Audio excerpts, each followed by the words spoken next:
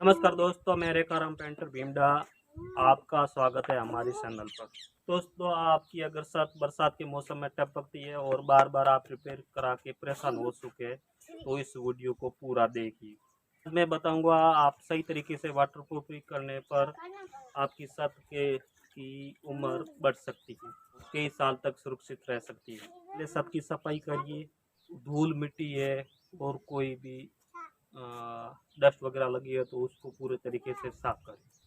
Crack seal भरने के बाद में आपको वाटरप्रूफ की बाल्टी खोलनी है और वाटरप्रूफ में जैसे मान लो 10 लीटर आप वाटरप्रूफ ले रहे हो तो उसमें 3 लीटर ही पानी मिलाना।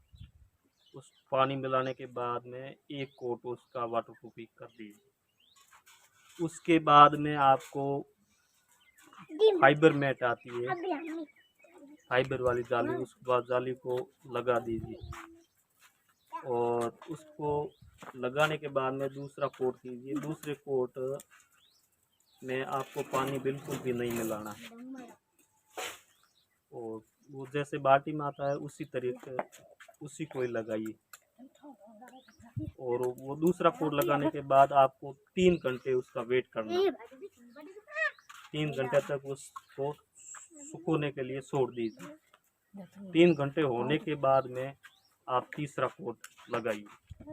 आप सही तरीके से यूज़ करोगे और सही मटेरियल यूज़ करोगे ना तो ये बिल्कुल ही 10 से क्या 15 साल तक इसका कुछ नहीं बिगड़ सकता। आप बोलोगे सही मटेरियल क्या है? सही मटेरियल का मतलब ये होता है कि पहले आप वाटर प्रूफिंग करने जा रहे हो तो वाटर प्रूफिंग करने से पहले आपको छत को एकदम साफ करना है और डस्ट वगैरह हो, अगर धूल मिट्टी हो। और कई बार तो ये होता है कि छत में दरारें आती है। दरारें आने पर आप लोग कई तरीके अपनाते हैं, या तो सीमेंट का घोल करके लगाते हो या कोई और भी प्रोडक्ट आता है वो यूज़ करते हो। और एक तो वो आती है चिपकाने वाली टेप, वो भी कई लोग यूज़ करते हैं बचाव के लिए। तो उस सभी को हटाना है और एक्स्ट्रा कोई मटेरियल है लगाया हुआ है उसको हटा के उसको पूरा एकदम क्लीन करने के बाद में उस पर आप क्रैक सील भरिए। क्रैक सील के पहले क्रैक सील अच्छी तरीके से भरिए और उसको सूखने दे। सूखने पर क्या होता है, क्रैक सील थोड़ी बैठ जाती है। बैठने पर उस पे क्रैक सील दो दो कोट और लगाइए और पूरा एकदम दरारें भर जाए। उसके बाद में आप वाटर प्रूफिंग यूज़ कीजिए। पहले कोट में तो थोड़ा पानी मिलाना है अनुमान के साथ, जैसे मैंने अभी बताया कि 10 लीटर वाटर प्रूफ है तो उसमें आपको 3 लीटर पानी यूज़ कीजिए।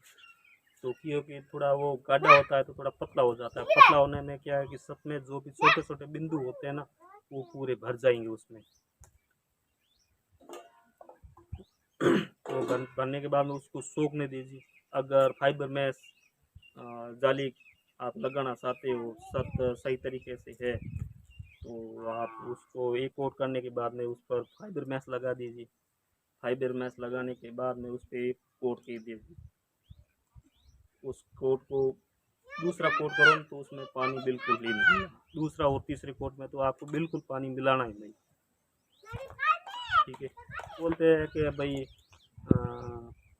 कि ये कितने साल चलेगा, 10 साल की क्या गारंटी है? तो 10 साल की क्या गारंटी है ये तो मटेरियल पर निर्भर करता है। जैसे पेंटर लगवाता है और लगवाने वाला कोई भी टीम आती है तो आप उस पर निर्भर नहीं रहता, वो तो लगा के जाएगा। लेकिन अपन को क्या मटेरियल खरीदना है, कौन सी क्वालिटी खरीदनी है, तो उस पर निर्भर करता है।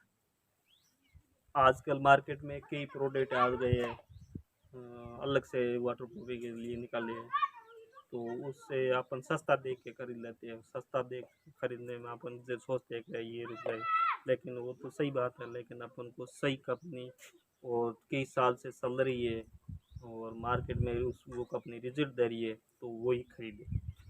तो दोस्तों, कैसा लगा आज का हमारा ब्लॉग्स वीडियो?